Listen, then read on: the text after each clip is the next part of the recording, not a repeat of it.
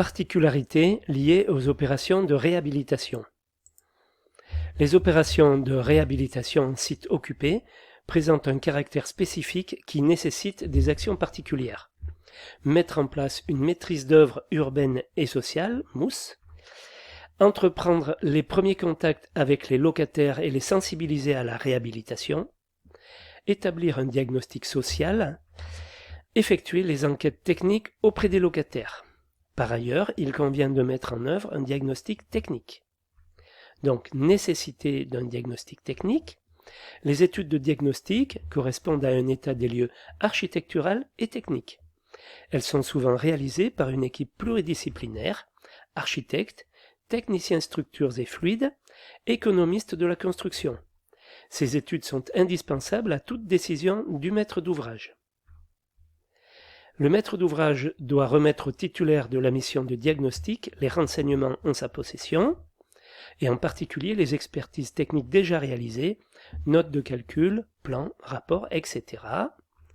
De plus, il doit fournir au maître d'œuvre, si besoin est, les levées topographiques et géométriques de l'ouvrage, dressés par un géomètre expert aux échelles convenables ainsi que les plans cotés des réseaux, les études de sol, menées en adéquation avec la nature de l'ouvrage, visant la qualité du sol et du sous-sol, à savoir nature, portance, contraintes admissibles, tassement différentiel. Contenu du diagnostic technique. Les études de diagnostic permettent de renseigner le maître d'ouvrage sur l'état du bâtiment et sur la faisabilité de l'opération et ont pour objet d'établir un état des lieux. Le maître d'ouvrage a la charge de remettre à la maîtrise d'œuvre tous les renseignements en sa possession concernant le bâtiment.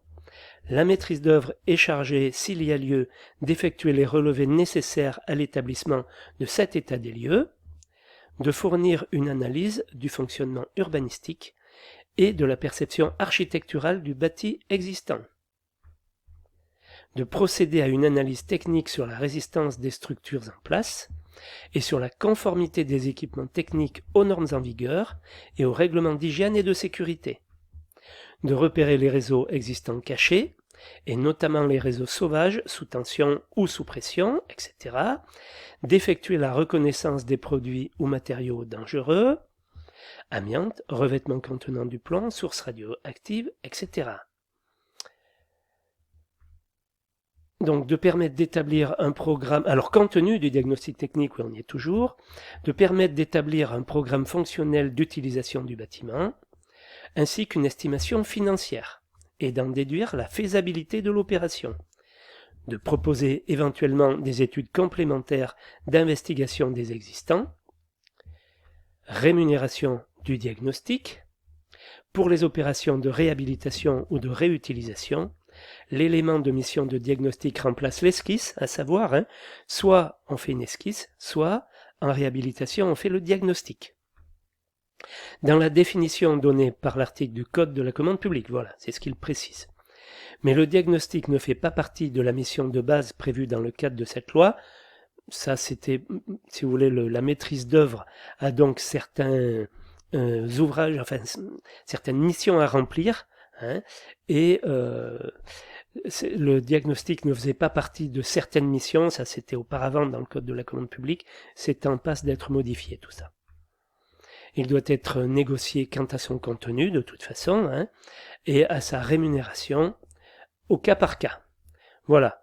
Donc ce qu'on peut dire sur les études préalables, c'est très important, et vous comprenez que ça c'est du ressort du maître d'ouvrage, c'est la responsabilité du maître d'ouvrage.